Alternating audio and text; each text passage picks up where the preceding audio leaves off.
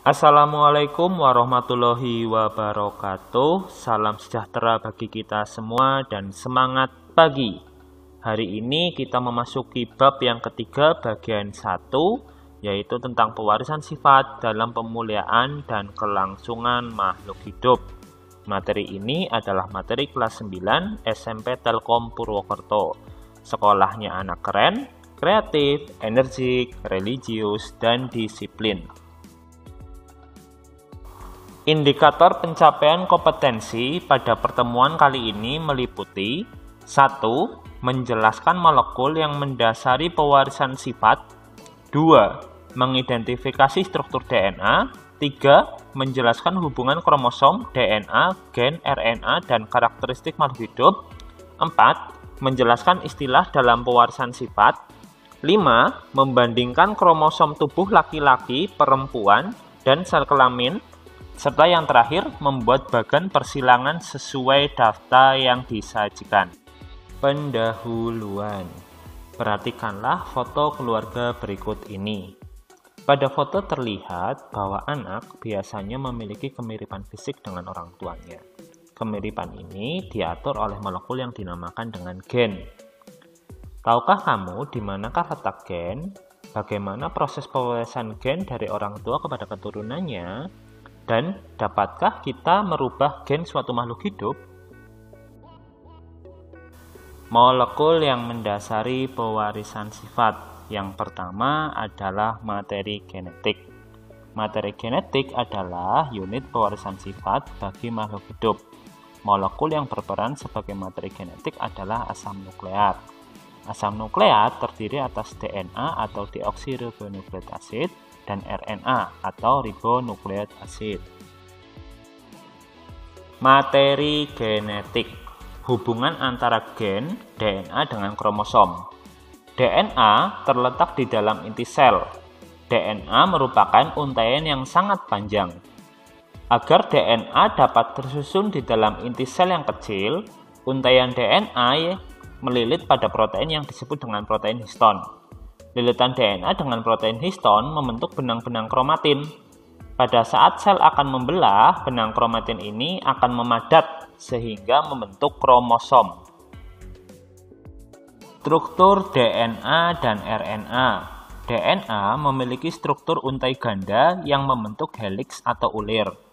Asam nukleat, baik DNA maupun RNA, terdiri dari subunit nukleotida. Masing-masing nukleotida tersusun dari gugus fosfat, gula, dan juga basa nitrogen. 2. Struktur DNA dan RNA. Basa nitrogen, gulanya berupa gula deoksiribosa, sedangkan RNA, gulanya adalah gula ribosa. Nukleotida ini dapat dibagi menjadi struktur yang lebih kecil yang disebut nukleosida. Satu unit nukleosida tersusun atas gula dan basa nitrogen. Terdapat 4 senyawa nitrogen yang menyusun DNA, yaitu adenin, timin, guanin, dan sitosin. Adenin dan guanin dikelompokkan dalam basa purin, sedangkan timin dan sitosin dikelompokkan dalam basa pirimidin. Pada RNA tidak terdapat basa nitrogen timin. Basa nitrogen timin digantikan oleh basa nitrogen urasil. Ikatan pada DNA. Struktur DNA yang heliks terbentuk karena adanya beberapa ikatan kimia. Antar untai DNA diikat oleh ikatan hidrogen. Antar basa nitrogen dan gula diikat oleh ikatan glikosida. Sedangkan antara nukleotida dihubungkan dengan ikatan fosfodiester. Peran genetik dalam penentuan sifat. Dalam pewarisan sifat dikenal istilah dominan dan resesif. Karakter yang mampu mengalahkan atau menutupi karakter lain disebut sifat dominan. Sedangkan karakter yang tertutupi disebut karakter resesif. Gen dominan ditulis dengan huruf kapital, sedangkan gen resesif ditulis dengan huruf biasa atau kecil. Variasi atau bentuk alternatif dari gen disebut dengan alel. Genotip dan fenotip. Ciri makhluk hidup yang dapat diamati seperti bentuk rambut, warna kulit, dan bentuk daun telinga, dinamakan dengan fenotip.